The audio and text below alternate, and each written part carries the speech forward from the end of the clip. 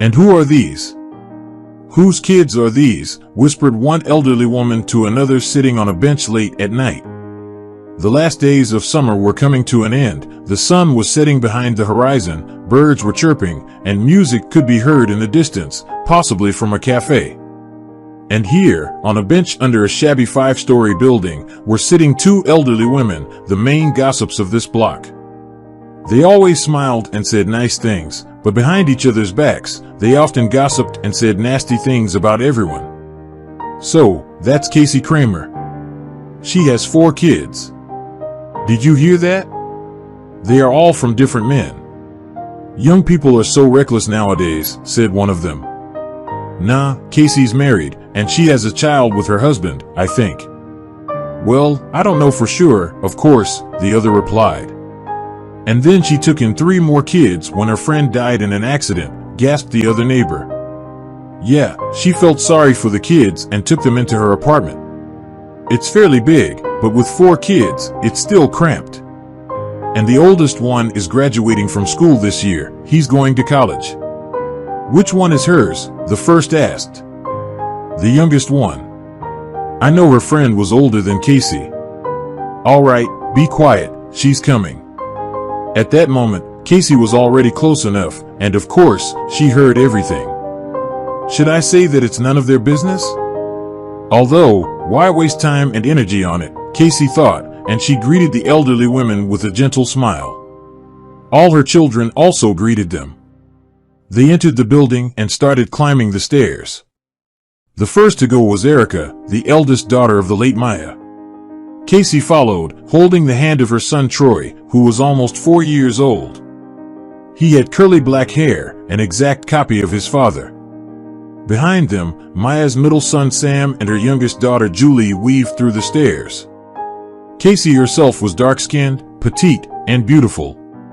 Men often looked at her, but her husband, Louis, paid no attention to it, just like he paid no attention to his wife.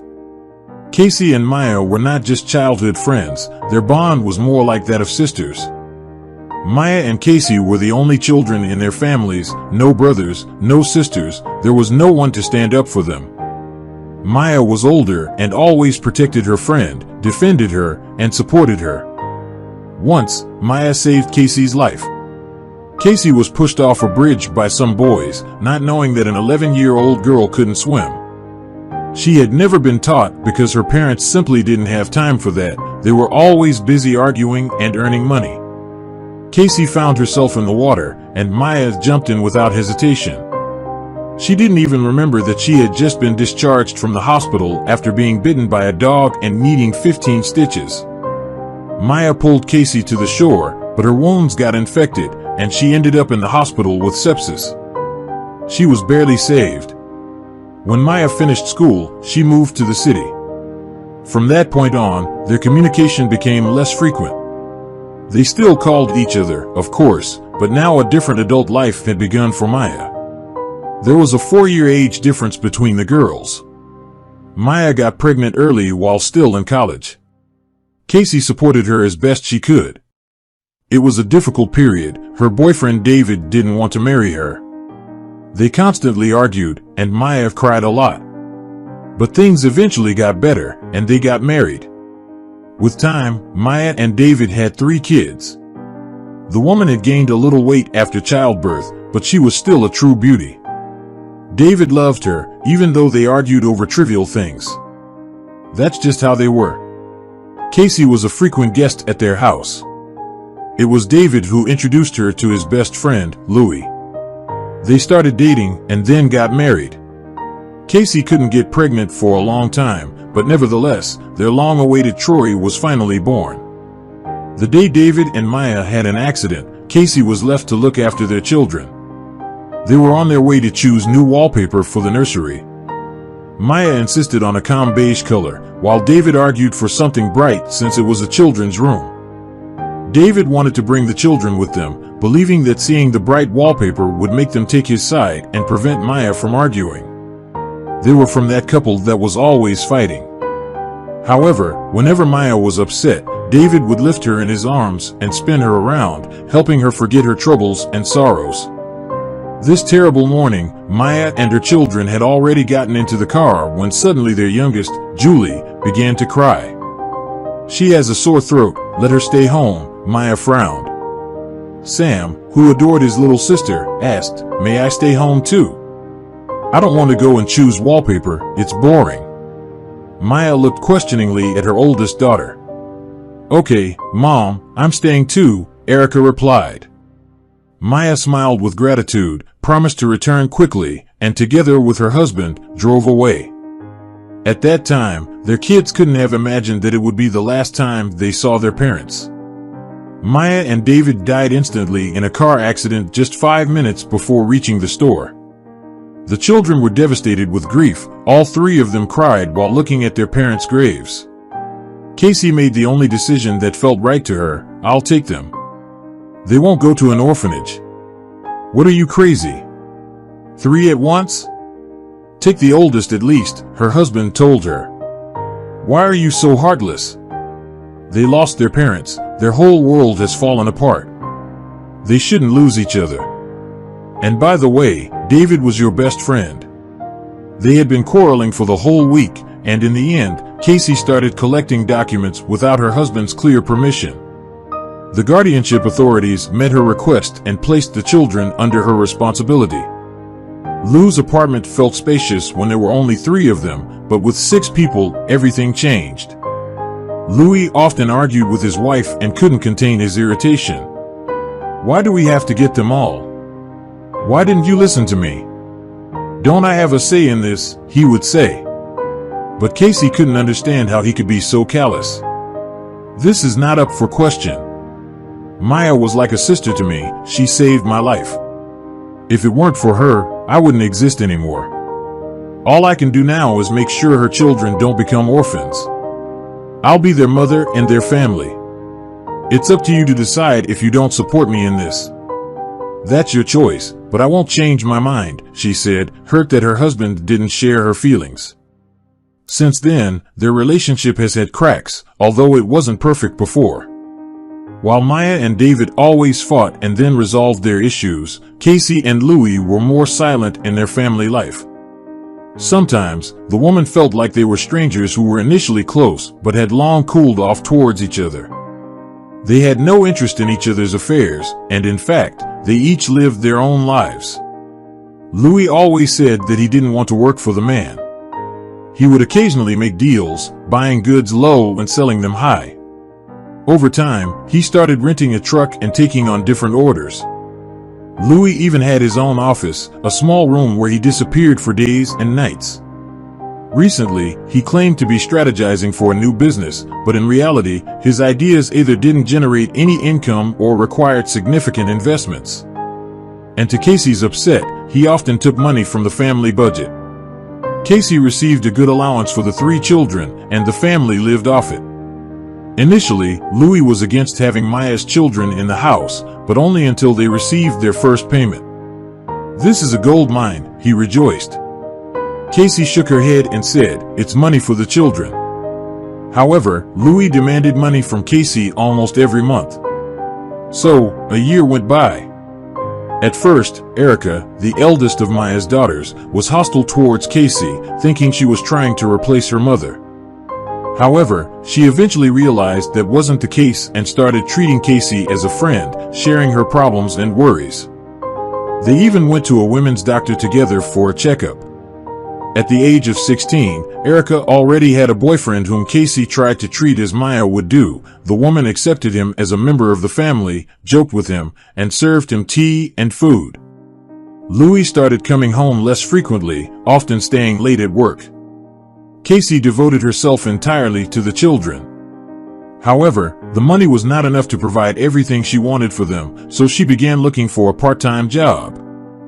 One day, an elderly neighbor, Mrs. Lancaster, who occasionally helped Casey with the children, suggested, "Why don't you try working as a wife for an hour?" "What do you mean?" Casey was confused.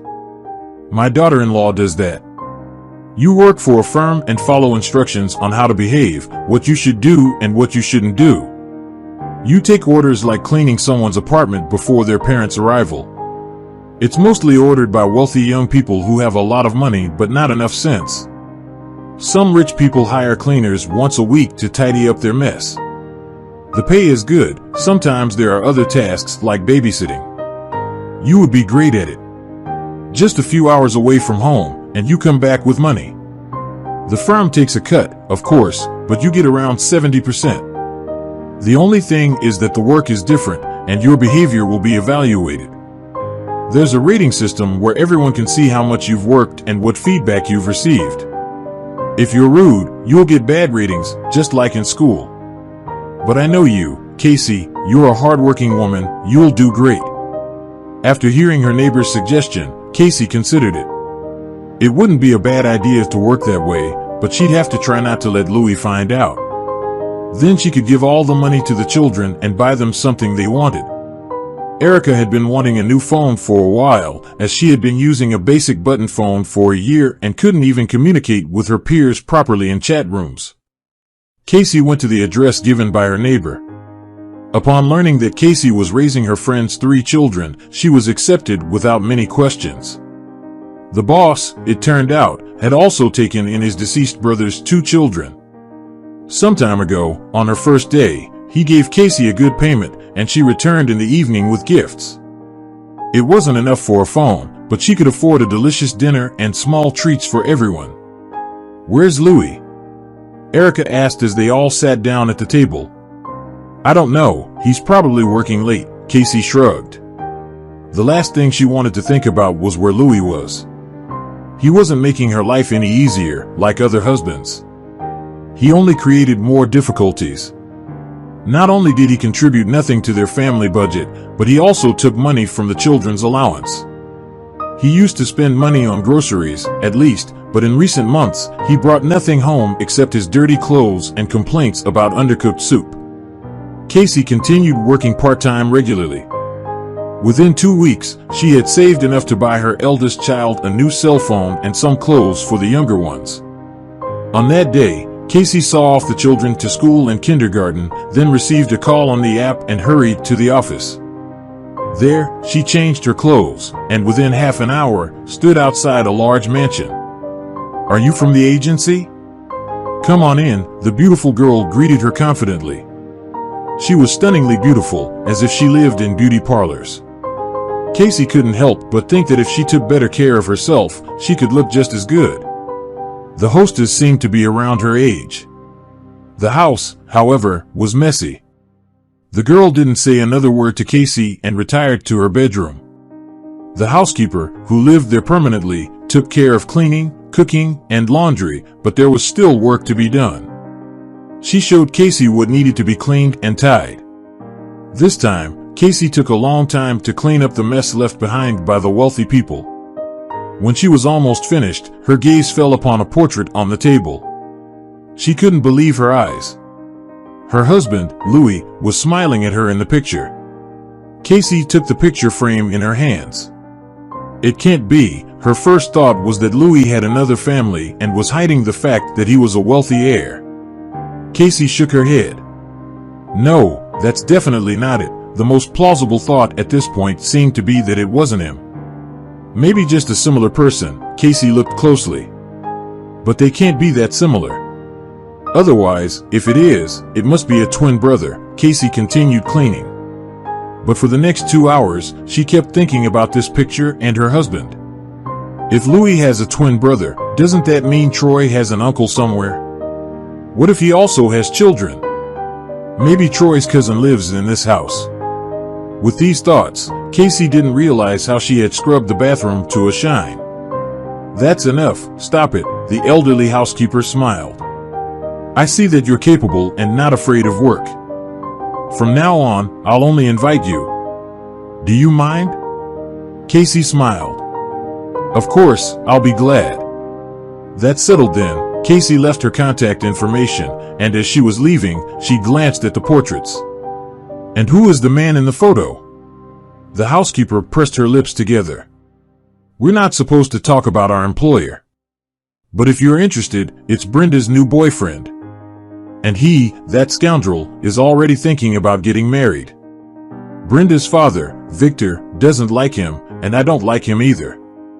He is such an insolent person. But Brenda is in love. She's happy. Her father tried to open her eyes, but there was a big quarrel. Casey nodded, and saying goodbye, went back home. Louis was already there, primping himself in front of the mirror. I have a business meeting today at my office.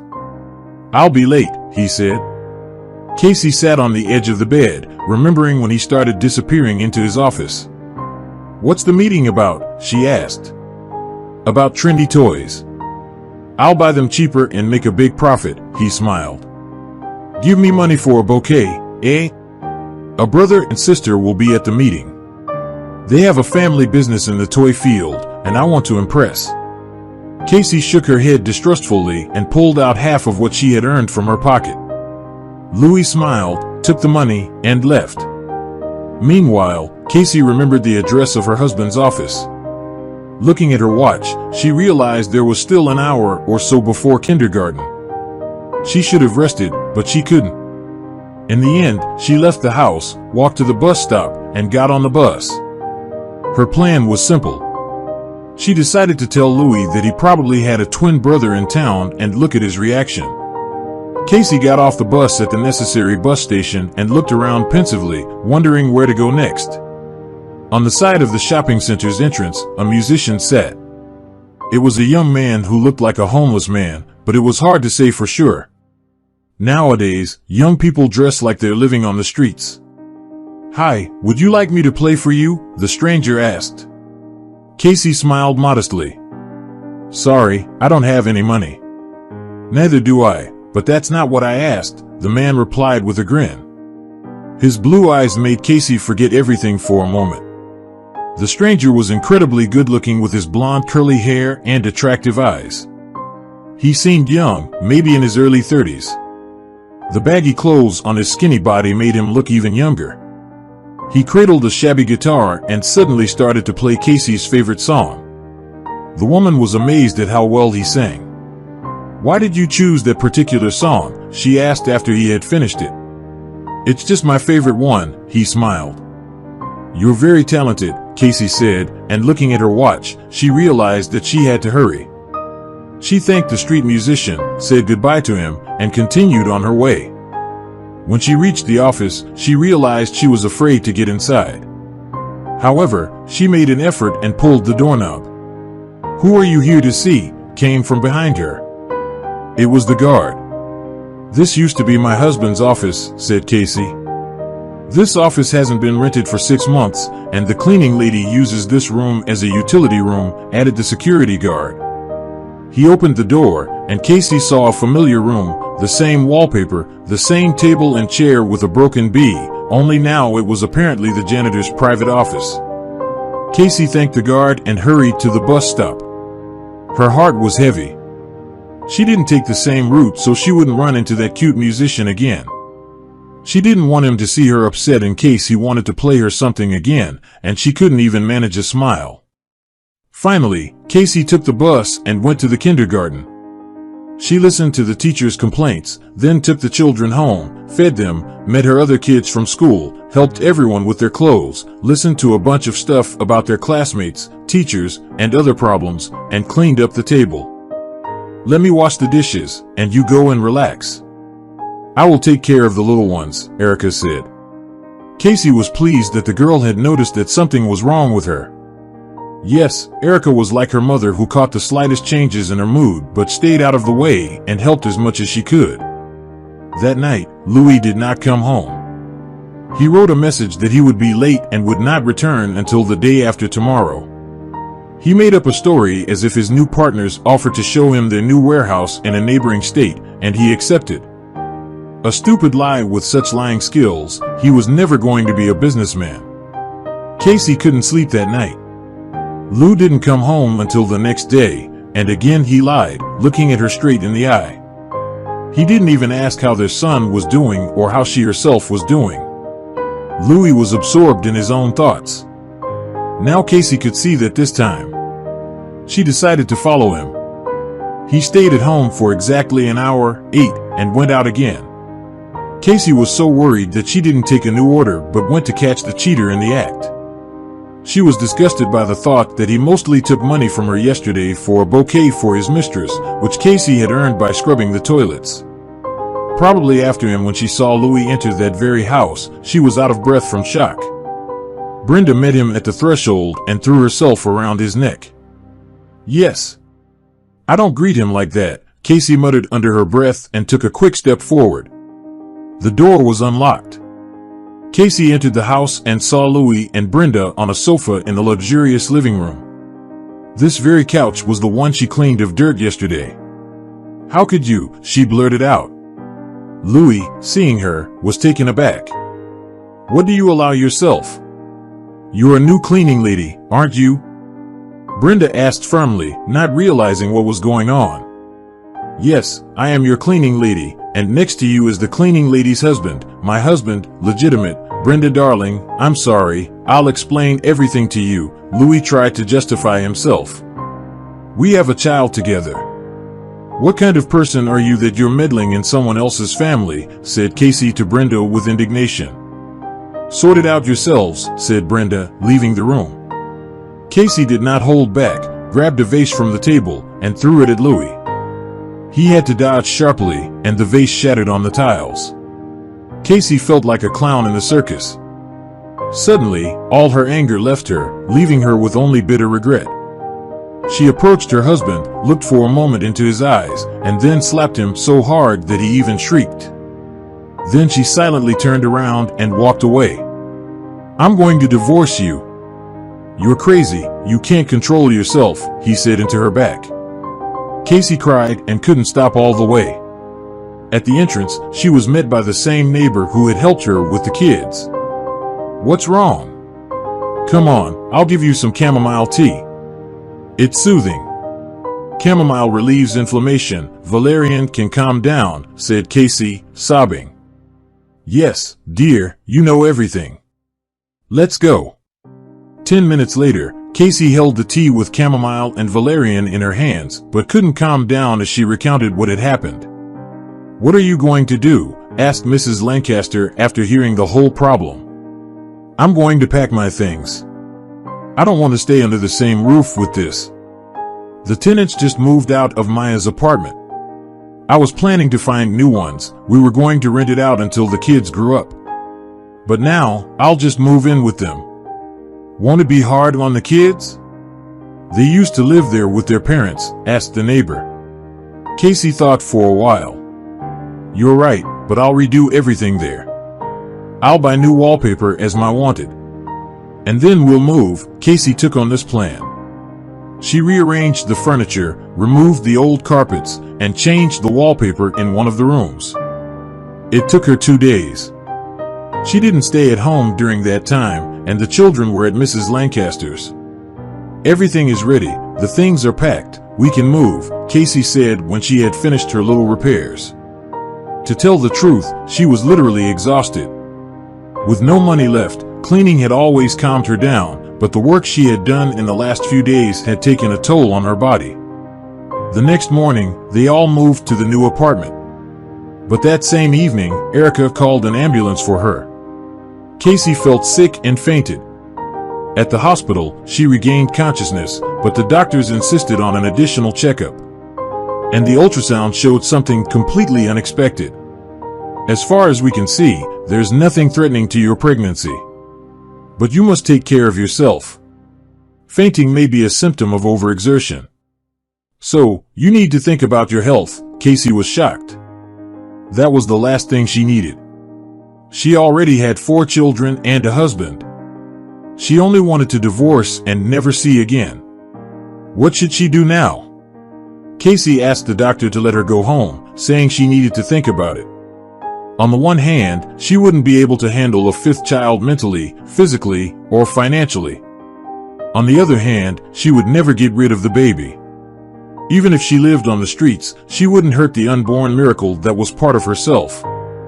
No matter what Louis did, the children were not to blame. Troy was Casey's happiness. Maya's children had become her own. Casey told Mrs. Lancaster everything over the telephone. Oh. When I was young, I committed such a sin. It was difficult to do it then. After that, I was treated for a long time, and today, doctors do everything well, so there will be no health problems later. Are you sure you don't want to do it, honey? Think twice. Casey shook her head, her thin fingers holding her smartphone with a cracked screen near her ear. No, I've decided. I'm going to have the baby. That same day, Casey informed the children that they would soon have a baby brother or sister. But you're not our mom, frowned little Julie. Casey smiled. Of course, I'm not your native mom, but I love you like family, and you are all equal to me. You are all my children. Then I want a little sister. We'll be playing with dolls together, Julie squealed with joy. No, let it be a boy. I already have enough sisters, Sam replied. Since that conversation, Erica hasn't allowed Casey to carry anything heavier than a glass of tea. She took care of her as perhaps no one had ever taken care of her before. Casey even wept with emotion, although the hormones were probably to blame. Casey began to work harder. She wanted so much to buy everything for the new baby. Louis refused to help. His son, Troy, and Maya's children, even though he was their official guardian. If it weren't for him, Casey wouldn't have been given 3 children. I understand that your paternity over Maya's kid is just a formality. I promised you that I wouldn't hold you responsible for them. But you're Troy's father, and I'm pregnant with your child. We need money to pay for daycare and utilities. Pregnant with my child? That's nonsense. And don't you dare call here again, you extortionist. The child is not mine, do you understand? In fact, Louis was afraid that Casey would ruin his relationship with the wealthy woman, as he had a serious crush on her father's fat wallet. Casey deeply regretted that she had told him about her pregnancy, but she had no other option. She needed money. So, she started taking on 3 or 4 orders a day, working tirelessly. After a week of this grueling schedule, the bleeding started. It happened in the afternoon when the children were not at home. She lost consciousness on the way to the hospital. When she awakened, the doctors told her the sad truth. Your life is no longer in danger, but you will stay with us for a while. You will still have the ability to have children in the future, but this time, I'm very sorry. These last words pierced Casey's heart like a sharp knife. I lost a child, she exclaimed in horror. Yes, you had a miscarriage due to overexertion. You had internal bleeding, but you were brought to the hospital just in time, the doctor explained. Casey stared at the wall, lost in her thoughts. It was nighttime, and she had been crying all day and night. Erica visited her every day until the doctor said she could go home. Don't worry, I've already told everyone that there won't be a baby yet. You don't have to say anything to anyone, Erica expressed her anger. And when Casey confided in her about Lou cheating, his refusal to help, and his words about the baby, she added, it's all Louis's fault. He is such a jerk. Thank you, Erica. I would have cried if I had to tell them myself. They wanted the little brother or sisters so badly. It's for the best, Casey. You will have children, but with a normal man, not that traitor. Casey returned home, and the children gathered around her, eager to share their news. Troy climbed into his mother's arms and asked, so, the stork with the baby is delayed? Casey sadly nodded. Yes, it turns out that he wanted to bring the baby to someone else instead of us. They don't have any children, and he said they needed the baby first. They would be happy, and then he would bring him to us. Is that okay? Are you upset? There are so many of us, and some don't have any children at all, Casey improvised her response. No, Mom, I'm not upset. Can you please buy me Lego? Casey sighed. Of course, I will. The woman had to start over again. She regained her composure and went back to work. She was hired by other wealthy families and visited them almost every day, doing various tasks. The pay was decent, and there were allowances for the children. Casey managed, and life went on as usual. One day, Casey encountered the street musician again, the one who played the guitar. He was playing a tune, and people were tossing money into his hat. Casey intended to walk past him when he abruptly changed his repertoire and played a familiar melody. Casey stopped, realizing that he was playing it for her. "Well, hello," he greeted her when she turned around. "Hi, I didn't want to bother you," Casey replied. "And I've been waiting for you to pass by again. Could I buy you a coffee?" the guy suggested. Casey shrugged her shoulders. He appeared rather shabby, but his face was cleanly shaved, and his manners betrayed him as someone who, if not aristocratic, was certainly not a thug. They sat at a table in an outdoor cafe and talked about music. It felt like magic. Casey didn't know him, but for some reason, she wanted to spend time with him. Even just half an hour of freedom to do what she wanted, not what she had to do. His name was Adam. He was funny and shared stories about the street musicians he had met. Casey laughed wholeheartedly. "Maybe I'll see you again?" he asked. Casey realized that the man didn't quite know the situation he was getting himself into. She sighed. "I have 4 children, Adam." "Great, bring them here tomorrow. I want to meet everyone, and you surprised me." "I actually thought you were not even 18 yet," Casey smiled. "You're a flatterer. I will bring them tomorrow, and you will play their favorite song, any song of their choice." Casey nodded and went about her business. She was smiling that evening, and it made her soul feel a little brighter. The next day, Casey brought all her family to the same place, and Adam greeted them with a smile. He entertained Casey's children and the others by playing their favorite songs and engaging them with musical riddles. It was a lot of fun. Afterward, he invited Casey and her children to a cafe, treating everyone. Surprisingly, he didn't touch the money earned from his performance, instead using a neat, expensive wallet to pay with a card. "Who are you really?" Casey asked, curious. Adam grinned. "Me? An undercover agent," he cheerfully replied. Casey shook her head and seriously, Adam changed the topic of the conversation, leaving her question without an answer. They spent a great time together, and such enjoyable evenings began to occur regularly. Adam and Casey would call and meet up once or twice a week. On one particular day, Casey baked a cake at home and wanted to share it with her new acquaintance. "Where are you?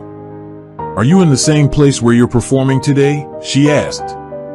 "Don't come today, sorry. I can't talk right now," Adam abruptly ended the call. Casey didn't understand what was wrong. It was almost dark outside, so she decided to quickly give him the pie and leave. As she walked down the street, she heard a familiar tune. "He must be performing for someone and wants to earn some money," Casey thought to herself. She approached the source of the music and saw Adam tossing his guitar aside and chasing after a man. The man ran but suddenly stopped and pulled out a knife. They were getting closer to Casey. Adam noticed her, and at that moment, the man stabbed him in the stomach. Casey screamed, dropping the cake. The hooded stranger prepared to strike again, this time targeting Casey. Just as he was about to attack, a deafening gunshot rang out. Casey flinched, and when she opened her eyes, the attacker had fallen. Adam lay on the ground face down, blood pouring from his wound. Casey composed herself and called an ambulance while covering Adam's wound with her hands. Adam regained consciousness briefly before losing it again. "What did he do? Steal your money? What were you chasing him for?" Casey asked in desperation. "He was getting kids hooked on bad things. I told you I was an undercover agent." "It was true," Adam explained. Casey couldn't believe it. "Please don't die," she pleaded, tears streaming down her face. "It's not the first time. Don't be afraid. I'm going to be okay," he reassured her before losing consciousness once more. At the hospital, Casey identified herself as Adam's girlfriend and was allowed to accompany him. While at the hospital, police officers took her statement, confirming that Adam Foster was an undercover officer who had been working on dismantling the local drug trade due to his background in music. He was chosen for this particular mission. Casey mentioned that he had saved her life, and the officer informed her that he was single, with a wink. But at that moment, Casey only cared about Adam. The operation had already been underway for 4 hours. Suddenly, a thin woman entered the corridor. She approached them hurriedly, and Casey assumed she must be a relative of Adam's since he wasn't married. "What's wrong with him?" the stranger asked. Casey looked up and was stunned in shock. It was Brenda. "You," Casey said, horrified. Brenda's expression changed. "I don't care about you. How is Adam? And why did you come here?" Casey stared at her ex-husband's mistress in disbelief. Suddenly, Brenda began crying like a child, her voice trembling. Casey put her arm around her. "Calm down. He's in surgery. Sit down. I'll explain everything to you." Casey guided Brenda to a chair in the hospital corridor and proceeded to tell her how she had met Adam and what had transpired since then. "And I'm his sister," said Brenda after Casey's explanations. "Adam and my father never got along. Dad, he's in business, and Adam is too honest for that. He likes order and justice, so he joined the police, left home, and never took a penny more from our father. But he opened an account which gave him access to it anyway. I don't know if Adam uses it, and I'm like between two fires. My mom died a year ago, cancer. Dad was inconsolable. He asked Adam to take over his business, but he wouldn't do it. But in fact, he just wanted his son to come home. Our dad feels lonely. He doesn't know about Adam's injury yet. I haven't told him. If anything happens, I just won't get over it, and neither will Daddy." Casey tried to calm Brenda, and all the anger at her went away. It was the 5th hour of the operation. "You forgive me," she said. "Louis said that his wife was cheating on him, that she made him adopt other people's children. He said so many bad things about you. That's why I acted the way I did. Louis loves money, Brenda. I'm sorry, but you won't like what I'm going to say right now." Casey told her how Louis did not like to work, how he didn't want to accept his best friend's children, but he lived on their allowance, and how he asked her for money for flowers for Brenda. The young woman listened in silence. "I had a failed romance before Louis, and then I just lost my head. He surrounded me with care. No, I'm not stupid, and I noticed that he cared about my position, but I was really desperate at that time. The fact that he was married didn't bother me. I mean, he said that you weren't living as husband and wife anymore." Casey shook her head. "At the time I made the scandal at your house, I was pregnant. I haven't had a single man in my life except him." Brenda rounded her eyes in shock. "But we were already preparing for the wedding. He swore he didn't live with you and slept over at a friend's house." Brenda shook her head. "My whole life turned upside down today. If my brother doesn't quit this damn job, I'm going to kill him myself," she blurted out and started to cry. "He won't, as far as I've gotten to know him," smiled Casey. "Yeah, that's for sure." At that moment, the doctor came in and said that the operation had been successful and that if Casey hadn't turned Adam over and clamped the wound, he wouldn't have made it to the hospital. Everyone breathed a sigh of relief. The worst was over, and now they could only wait for Adam to recover. After the conversation with Casey, Brenda immediately ended her relationship with Louis. He started calling Casey and trying to imply that if she didn't accept him back into the family, he would ensure that her children would be taken away from her. Upon learning about this, Brenda called him and told him firmly, "If you come near my brother's fiancée again, I'll tell Daddy, and he'll take care of you. Do you understand? You're such a despicable person. Forget about her." Lou was shocked.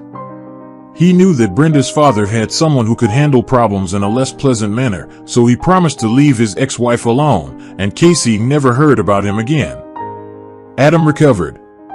He didn't return to his father's house, but after that terrible accident, their relationship improved. Casey and Brenda became like real sisters. Brenda certainly was a little eccentric and spoiled, but Casey, alone raising 4 children, became for her like a standard of kindness and compassion. Casey and Adam's relationship progressed quickly, and when he proposed to her, she couldn't refuse. His father arranged a grand wedding, and a year later, they welcomed twins, 2 charming girls. Thank you for joining us today on Deep Stories. Be sure to like and subscribe and hit that notification bell so you don't miss out on our next video.